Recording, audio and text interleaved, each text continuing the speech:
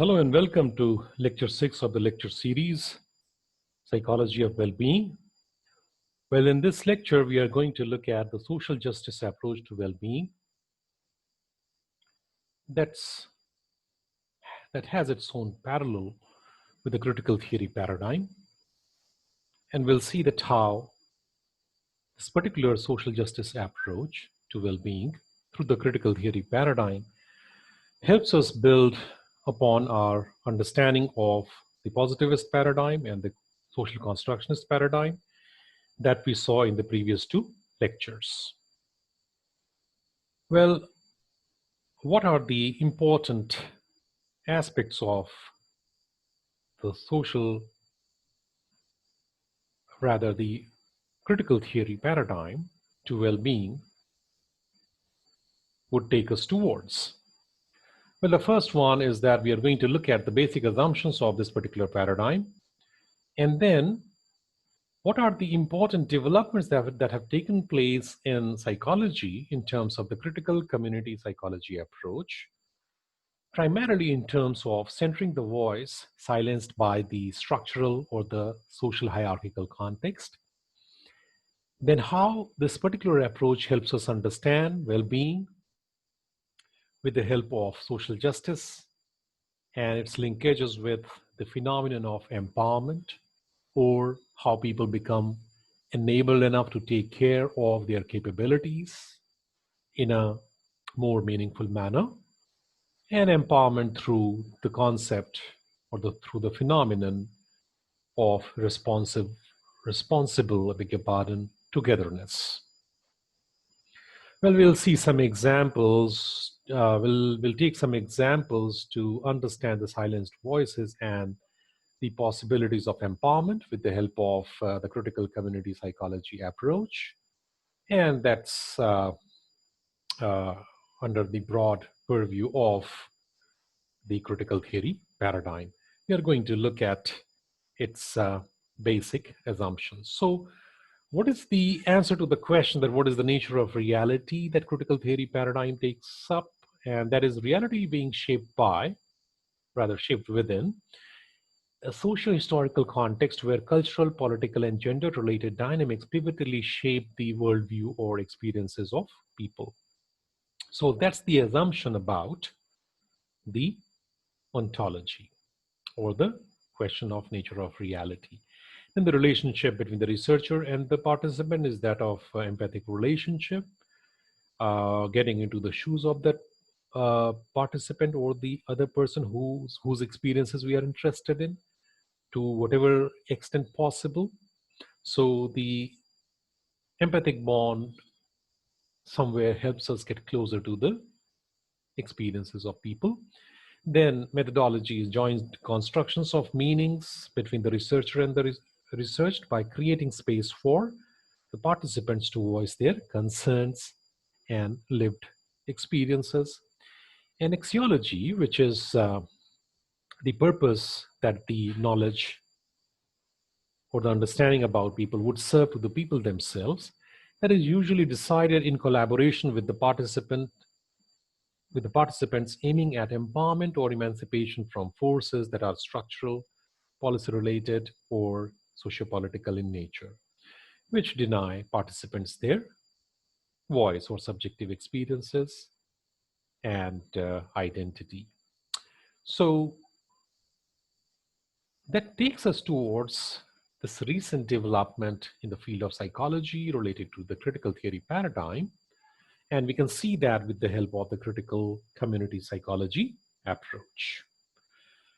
So what is it all about? So we saw in the previous lecture, lecture 5, the predominant positivist theories of well-being in psychology largely ignoring the ways in which social or structural realities, economic or socio-political conditions, or the social hierarchies themselves shape their experiences of or struggles for well-being. However, in this critical theory paradigm, we situate the experiences or struggles for well-being within the prevailing hierarchies such as race, gender, religion, ethnicity, class, etc.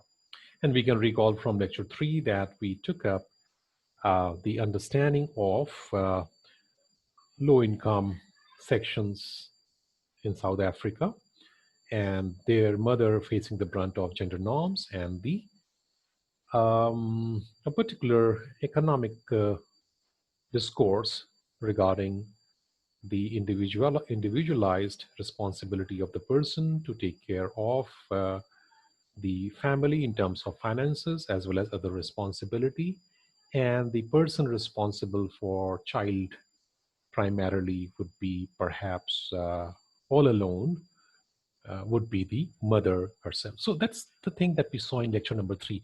And we'll be having some questions asked regarding that with the help of critical community psychology approach, because it tends to take us forward from positivist and social constructionist paradigm towards the social justice issues or the empowerment phenomenon. So, in line with the critical theory paradigm, a critical community psychology approach to well being is conceptualized as a field to study and facilitate, importantly, not only to study but also find ways to facilitate better life conditions using an ecological, value based, and justice oriented perspective. So, even the study could be associated with facilitating better life conditions by creating spaces for people's silenced voices. That could be one way to facilitate better sense of well-being. And then to also locate human well-being within structural or social hierarchies such as gender, race, or class.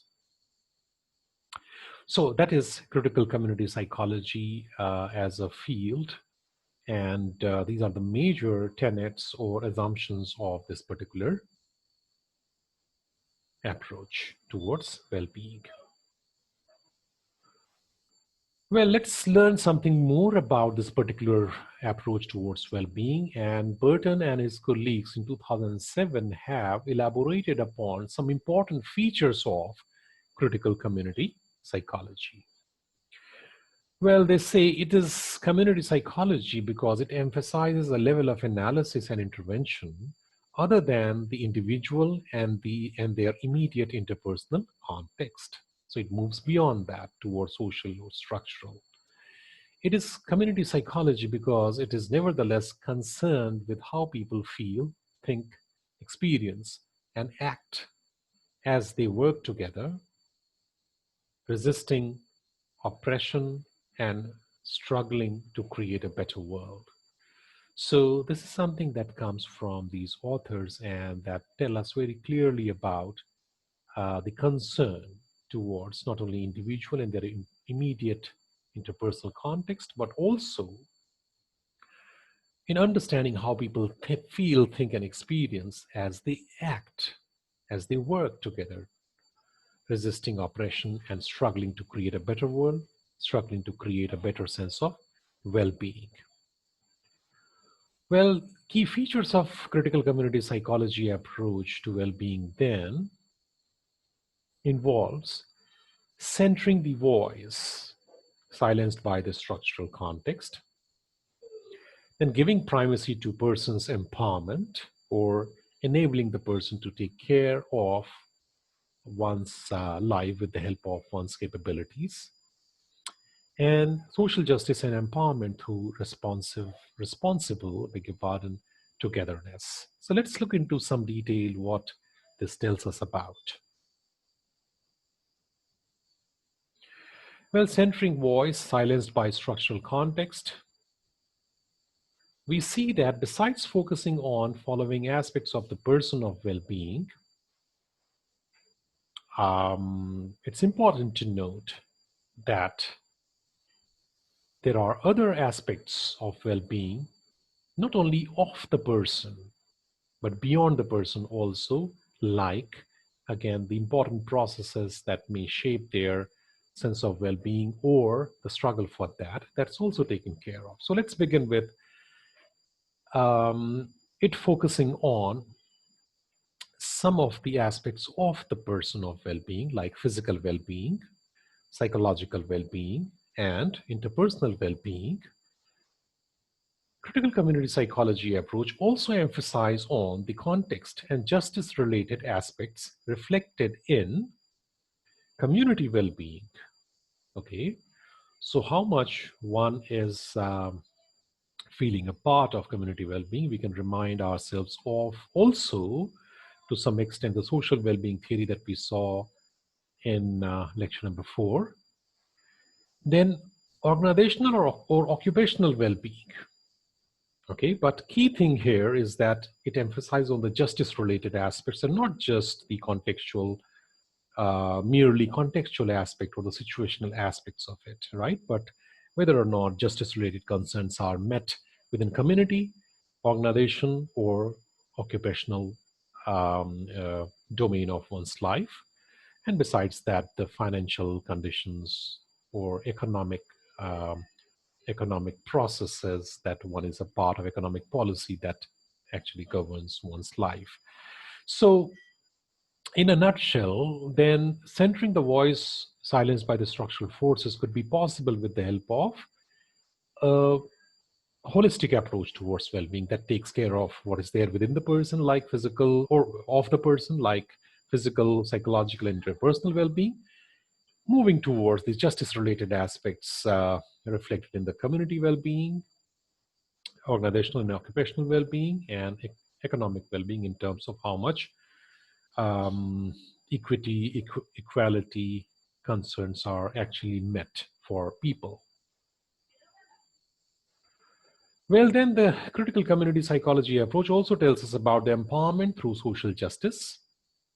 Well, the advantages of centering the contextual understanding of well-being is this, that context related contents such as social justice, inequality, power, and liberation can be accentuated. Well, um, this entire lecture, I must say, is also kind of influenced by the review article by Archidia, Archidiacono, beg your pardon, and Martino's article in 2016. And in fact, they have told us about the strengths and limitations of the positivist paradigm or the mainstream theories in psychology, and also the importance of contextual and justice, social justice related approach to well-being.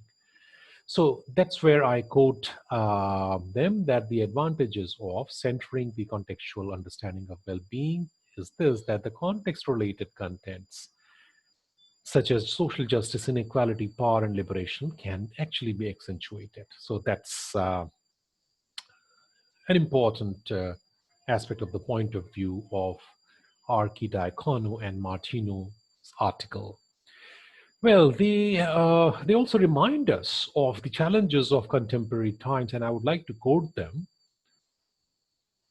that they point to, and I quote, discomforts generated from living in global and liquid, quote unquote, societies that A, force people to deal with systemic contradictions on an individual or personal level, which means that what system needs to be doing, what policies need to be taking care of people, and what it has not been able to do so at the ground level. So that sort of systemic contradiction, it reminds us, and also it shapes the pursuit of happiness as acquiring material goods rather than constructing and maintaining social bonds. So these liquid societies, the living in such kind of global or liquid societies, that inherently creates this kind of a discomfort because amongst people, because it forces people to deal with the contradictions created by the system, created by the structures, economic and social, and also because it shapes the pursuit of happiness as acquiring material goods rather than focusing on the important social bonds. Well, the authors have also noted that the fundamental role played by social justice allows us, and I quote them, this is the quote, uh, I've already begun the quote, I beg your pardon. The fundamental role played by the social justice allows us to go beyond the previous conception of well-being and happiness, according to which the individual is only maker of his or her own life, to take up a new vision in which a well-lived life is the outcome of personal efforts that are interlinked with opportunities provided by the environment. So, importantly, they also focus on the opportunities or accessibility to resources that could be enabled within the environment or not. So, that's the role played by the social justice approach. They further accentuate, and I quote them, the relationship between justice and well being as a continuum that goes from persisting conditions of injustice, which generate suffering, to optimal conditions of justice, which conversely promote thriving or a better sense of well being. So, from an ecological perspective, these psychosocial processes operate within and across personal, interpersonal, organizational, and community contexts. So, these are some of the important considerations, social justice considerations within the context of people that these authors accentuate as far as the critical community psychology approach is concerned. Well, now we have seen that how social justice and empowerment that could be related to well-being. Now that reminds us about the example of the mother's distress owing to gender and neoliberal norms that we have discussed in lecture number 3 earlier. Let's visit that example, that how does this critical community psychology approach that focuses on empowerment and social justice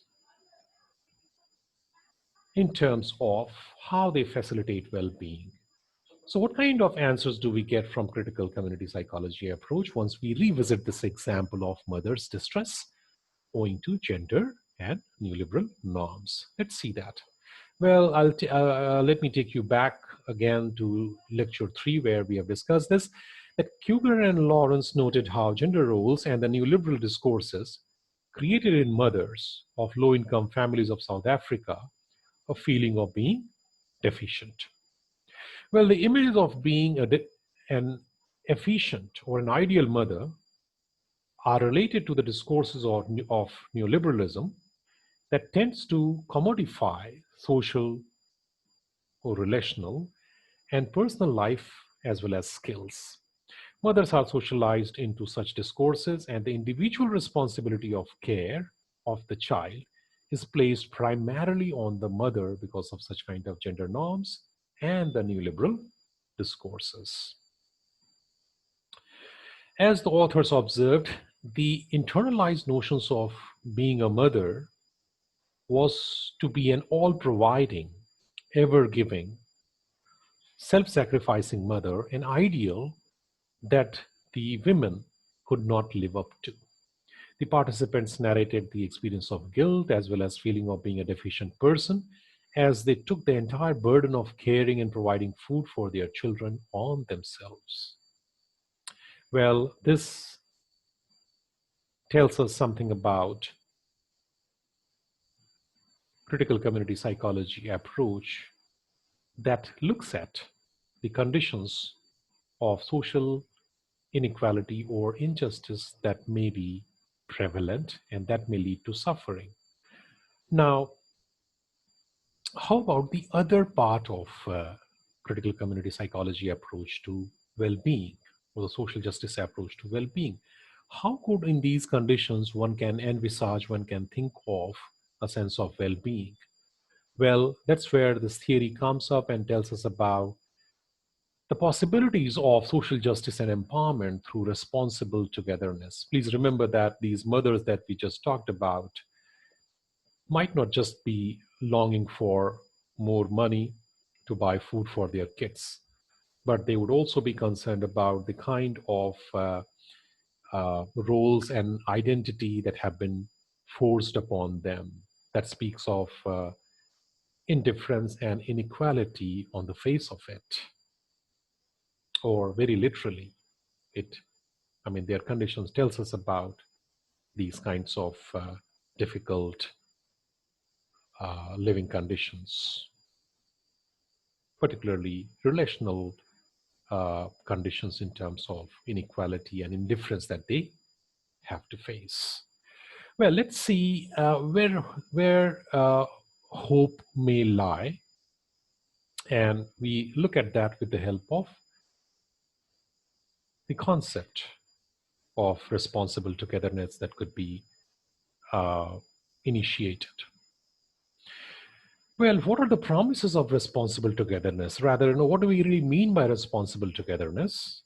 So it speaks about sharing, contributing the surplus, sharing, then contributing the surplus for the needy, cooperating and volunteering.